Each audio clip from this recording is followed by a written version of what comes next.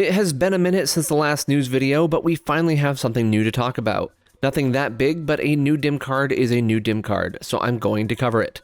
It's also a good time to talk about what else is coming in the next several months in the world of Digimon, so in case you haven't been keeping track, I've got you covered. Before we get into the details, I of course need to tell you where you'll be able to purchase the latest dim card, and that would be over at our sponsor, ZeninTCG.com. You've heard me talk about them several times in the past, so you should be very well aware by now that they are your one-stop shop for Digimon and anime merch. Obviously, you can pre-order the new Pulsemon Dim card from them, but you can also order the other upcoming Seekers Dim set, the D3 Super Complete Selection Animation, the Digital Monster Color, and more.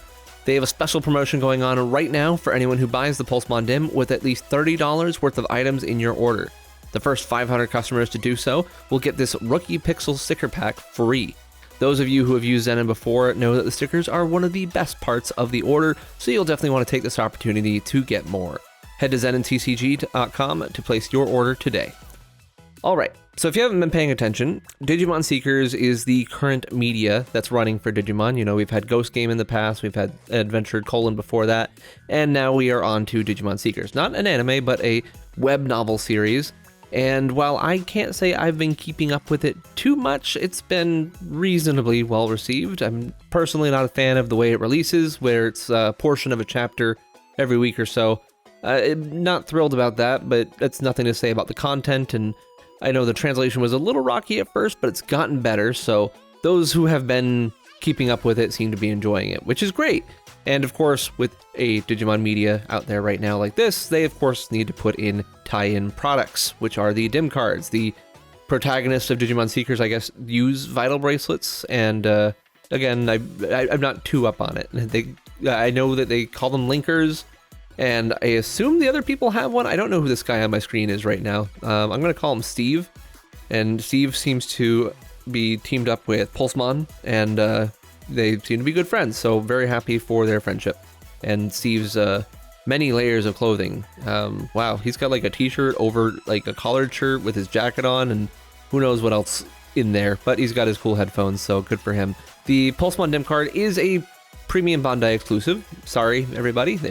They don't seem to think that Seekers will do well as a retail product, so they're just limiting it to premium Bandai, so you will need to do a pre-order for this if you want to be able to get your hands on one. Those are going on till November 6th at Premium Bandai Japan, and of course the other resellers such as Zenin or Japan You Want that also would normally sell these pre-orders might have them longer than that, but best to not risk it and get your pre-orders in sooner rather than later if you do want to get this. They are shipping in February, which is quite some time away, several months. I guess it's not entirely uncommon for them to announce this early and then release them a few months later, but I don't know. I'll talk more about that in a minute. Most important thing about this, of course, is the roster. So we got to talk about the roster. So Pulsemon is going to be on it, obviously, and one thing about it is that they've actually updated the sprite for Pulsemon. If you don't remember what it looked like before, I'll have it up on the screen here too. It's much more dynamic looking now. The thing about the early Vital Bracelet days is that the sprites were definitely not as good as they are these days. They got way better than somewhere down the line. I don't know if they just completely changed artists or what, or who was doing the original art, but some of it was just outright awful. A lot of it was passable, but none of it is what I would necessarily call like great. But nowadays they are doing much better about that, and you could tell by the sprite right here, like they have vastly improved Pulsemon. So looking forward to seeing the rest of the Pulsemon sprites that were previously on other devices. I don't know if they would change other ones as well. I guess they looked at Pulsemon and were like, yeah, no, this looks terrible compared to what we've done, so we have to change it. There are other Digimon on this dim that did appear on other original dim cards. Whether or not we'll see updates for those, hard to say. That's not something they've done for any other Digimon that were on previous dims, and there's been quite a few of them so far, so maybe they will, maybe they won't, but we'll just have to see about that. The actual ones that are on this roster, so we have quite a few here. As usual, there's a full 23 of these things to talk about. So the babies, we have Dokimon and Bibimon as usual. They evolve into Pulsemon, who we've already talked about. The other child form being Kudamon. Kudamon first appeared on the Digimon XL back in the day on the Ultimate Genome, where it was kind of the premier rookie on that device. And here it's using that original design as opposed to the the Savers design, where in Savers it didn't have the little bullet casing and looked much more like a normal ferret instead of a ferret ghost. So personally, I do like the original design more. I may like Digimon Savers a lot, but I like the XL more, so it's I am biased when it comes to that. As far as the normal results go, we have Bulkmon, makes sense. Bulkmon, despite Pulsemon having like a full Dim card of its own evolutions, they really did just kind of stick to a certain line of those as like, yeah, this is the Pulsemon line, which, whatever, that is what it is. So Bulkmon's kind of the de facto adult for Pulsemon these days. We also have Repamon, the normal adult for Kudamon. We have Thunderballmon, and we have Blade Kuwagamon. I'm assuming they play some role in the story. They're also electrical, which fits with Pulsemon. Kudamon's not too electrical, so its line doesn't really fit there, but I guess these do.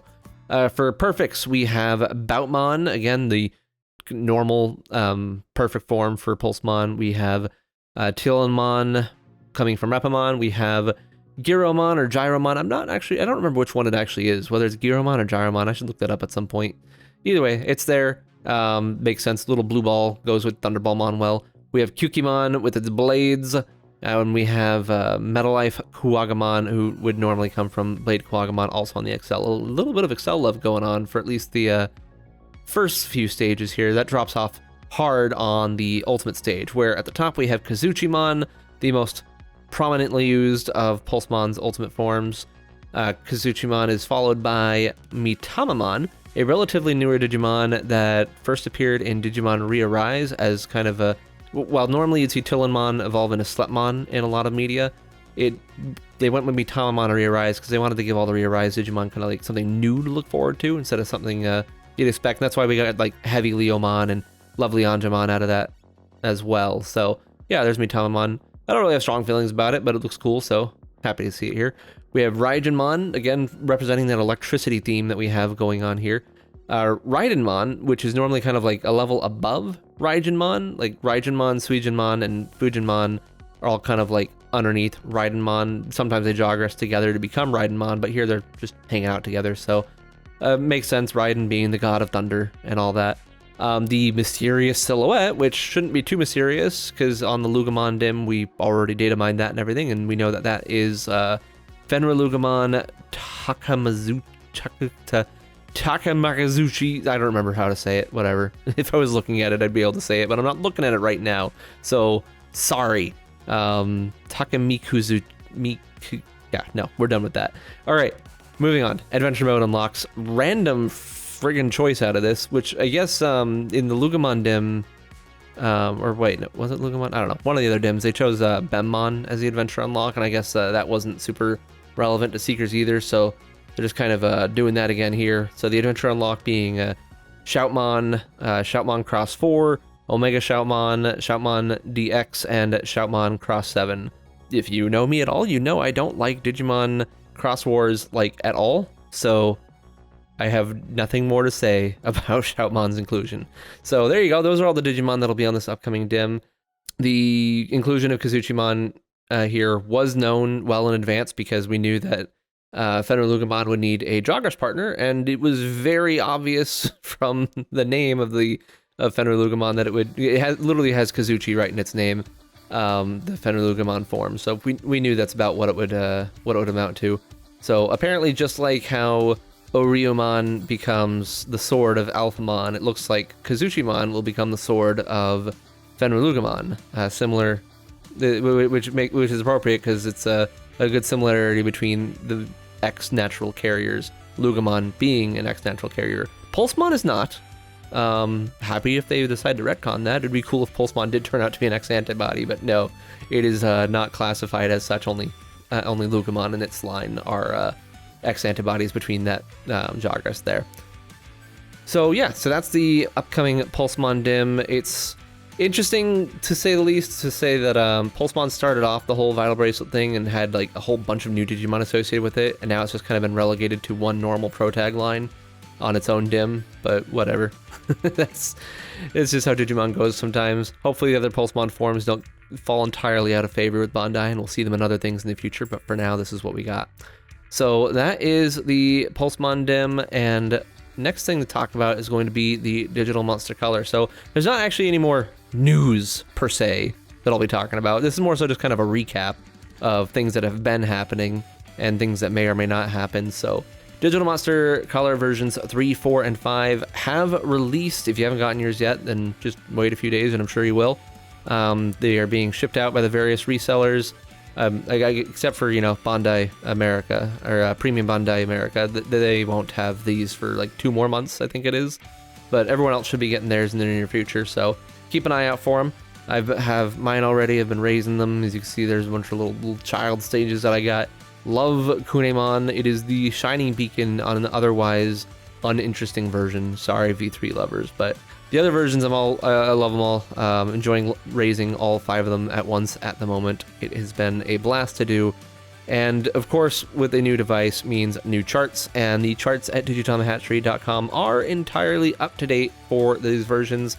Cyanic, once again, was able to data mine all the details out of them, and Ray and I did some sifting through and talking about some things that Cyanic showed to us, and we're able to come to the conclusions that you see before you.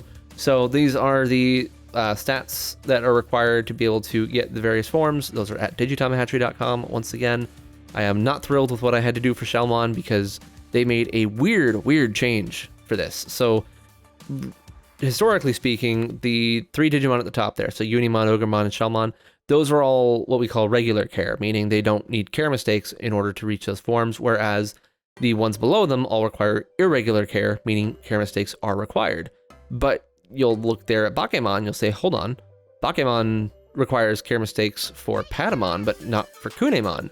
And that is really throwing me off because it's always been that way. It's always required care mistakes no matter who you get, but here in the color they changed it. So now Kunemon has more regular care options than it used to, and Bakemon is more confusing to get. Shellmon's way more confusing to get because you look at Shellmon, it's like, okay, normally it'd be 0 to 31 training, but also for no care mistakes, you could do 8 to 23 training, which is in that range, and get Bakemon. So I had to throw a little other conditions not met on there, otherwise I need to have like a whole bunch of different lines going into Shellmon, and that's not great. As usual, you can click on the Digimon, read the whole details, but it's an odd change to say the least because they didn't really make major changes like that otherwise.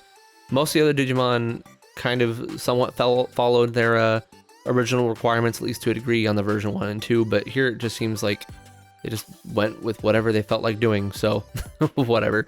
We also see Chimeramon over there. It is an oddball in all the color versions because it is the only 4th perfect Digimon. The other ones all have only 3, and as such there need to be a new requirement, and that requirement is that you need 32 training from the normal regular care Digimon or 40 plus training from Scummon, which I don't know why the other traditionally regular care Digimon were left out of this, why it was only the top 4 that would become Chimeramon, but again, whatever. And Chimeramon, if you do not choose to Jogress it into Millenniumon, will become Bancho Leomon, which, cool.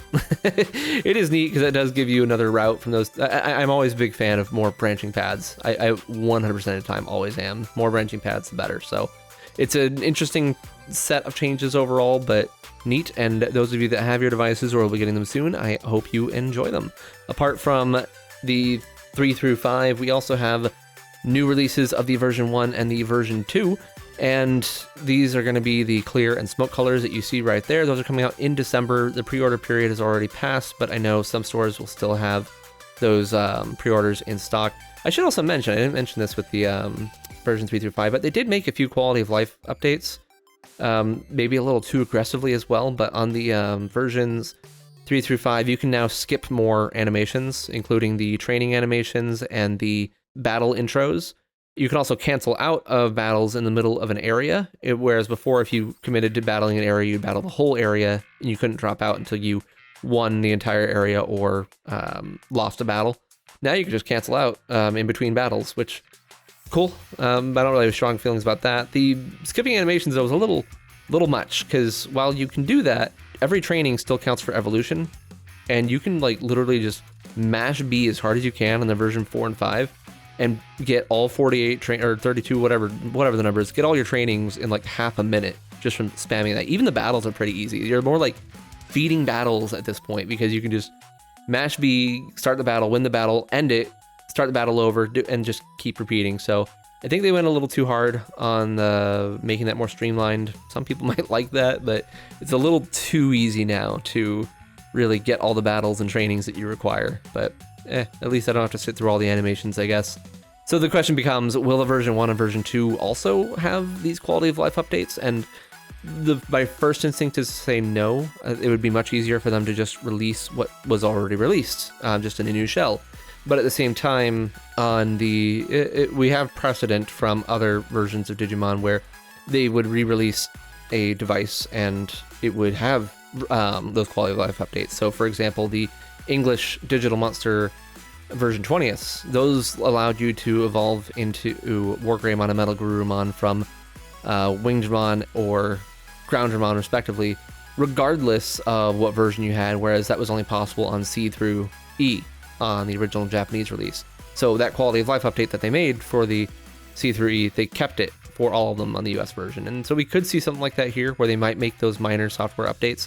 I doubt they would update the evolution requirements. Fingers crossed they don't do that. That would be a huge pain in the butt for me if they did. I don't think they would. And again, like I said, I still think the most likely scenario is that they will release exactly as they released before, but we will see. No word on a pendulum color yet either. This month will be in October. Will be the or was it September? Well, either way, whichever month it is, we're right around the anniversary of the Digimon Pendulum, so this would be a great time for them to make an announcement. Hopefully we see something soon. We know they at least considered it, and if the sales for these other devices were good enough, I fully expect we'll see it, and I don't know. I'm pretty confident sales were good enough. I'm not going to say 100% certainty that it's going to come out, but we, as usual, I feel like I say we will see way too much, but that's just how it goes. I'm not a soothsayer. I can't say no sooths. So moving on from that, we also have in the next, actually in October, we have several DIMs releasing. So we have the Lugomon Dim with the Linker Band re-releasing. This is already released, but they did another pre-order period for it for those that missed it the first time. So if you didn't get it before, now is your chance to grab it. You'll get it. If you grabbed it already, it'll be coming out very soon. I just noticed that this guy's hair is like that weird hair that they're using in the new Fire Emblem game. Or is it the new Pokemon game? I don't know. Between them, I hate it. I hate their hair. I'm sorry. I don't like this new thing where they have bangs crossing over each other. It really looks gross, and I wish they would stop doing it forever. I'm sorry to have gone on this weird tangent suddenly in the middle of a Digimon video. But either way, so that's released in October. Also in October, we're going to see the Dorumon and Ryudomon Dims. Those will be coming out. And we also have the Adventure 02, the D3 white and yellow and white and red dim cards that have featured. There we go. There's Armadimon and Hawkmon and the rest of the Digimon 02 crew to coincide with Digimon 02, the beginning, coming out this month, I guess, October sometime. I don't know. So at some point it'll come out and I'll watch it and I'll be like, okay, cool. And that was a Digimon movie.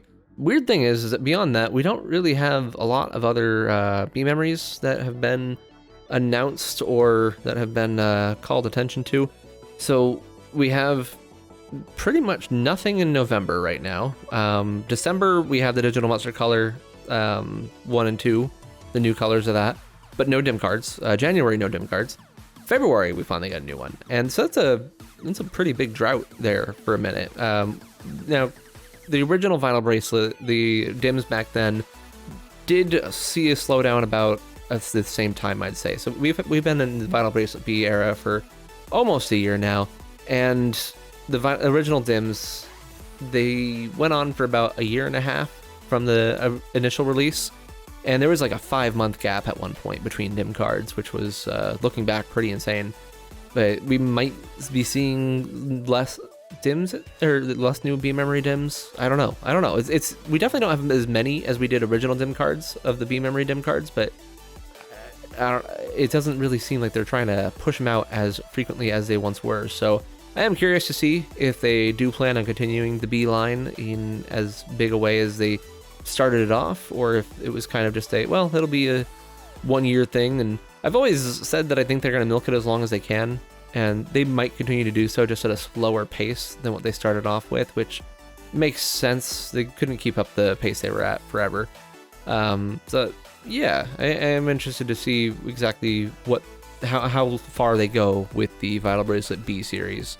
On the other side of things, the Digital Monster X3, I think it's about time we put a We put out an obituary on this one. I don't see it happening anymore. The English version, to be specific. We had the X2 that came out over a year and a half ago in April of 2022. Got recalled, started being re-released probably around this time last year, and but never fully released in the US. We've got the blue and gray versions, but the red and purple never re-released in the US. They did release in a few Southeast Asia countries, but never out here, which is bizarre. And I don't know, I kind of feel like Bandai of America is just done with Digimon. I feel like that wasn't a great brand for them, as much as we wanted it to be, as much as we tried to support it. Kudos to everyone who was out there supporting the brand through all this, because heaven knows I certainly did. I popped my fair share and gave them out as gifts and stuff, but I don't know, I don't see the yellow and blue happening at this point, and I'm very, very, very open to being surprised and being proven wrong. But after a while, I just have to kind of stop hoping for something that may not ever come. It's a real shame. These devices are great devices, really the pinnacle of the X series. While I do like the version XC better, XE and XFs are still great. There's a lot of really cool things about them. A lot of great Digimon, a lot of fun ideas, and it's a shame that they won't be seeing a wider release. But I don't know, again, maybe I'll get proven wrong, but for right now, if you've been holding out on buying these and you really want them, you may want to start looking at getting the Japanese versions. One other big thing that leads me to this is that this is the bottom of the Bandai.com toys page of the different brands they have. There used to be categories here for Digimon and Digimon X, and they're gone. All the pages for Digimon and Digimon X are gone. At first they just took away the categories, but now the actual pages are gone too. And that's not a good sign. It's absolutely not a good sign. You'll even see the Vital Hero there. You know, it's been updated to show Batman instead of Digimon, which doesn't not make sense. I mean, it's the latest thing anyway, and they still have the Digimon products under Vital Hero, but it seems pretty clear to me that they're just kind of moving away from the Digimon brand in general, and we are likely going to be entering another dry spell when it comes to Digimon in America, where they will continue to be import-only items like they were for most of my childhood, which is really, really big bummer. Really sad to say, but that's the way it goes, I guess. People over here just aren't as big into it as we would hope they are. As much as there is a rabid fan base for this sort of thing, we can't keep it going enough for Bandai's satisfaction, I guess. So, hate to end this on a bummer, but that's really all there is left to talk about. I guess the last thing to say is that if you really do want more Digimon stuff released outside Japan, you know, Bandai of America is kind of what I would say controls a lot of that. Most of the brands, or most of the other countries, I should say, that sell Digimon stuff are using what Bandai of America was making. And while I'm not going to say they can't just go and make their own things too, and maybe they will, which would be great. I would love to see more stuff being made by Korea or Malaysia or Australia or somewhere else just takes up the reins and be like, you know, if America won't do it, I will. I'd love to see that, but for now, those of you in America that have access to Twitter or other support channels for Bandai, actually forget Twitter, they don't check their Twitter. Email them. Do something that'll actually get their attention. Let them know that you like Digimon and you want to see it continue, because otherwise, I don't know that it will. So that's your homework. I'm giving you homework on this news video. Go bug Bandai. Be nice about it. Be cordial.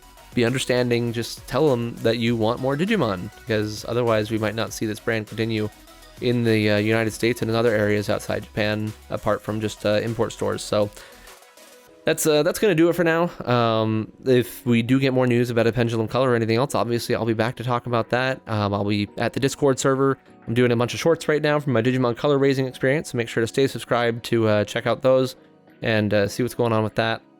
Got a few ideas for other videos coming out in the pipeline, so I'll, of course, be updating as I can. Either way, in the meantime, that's all I'm going to do for now. So until next time, bye!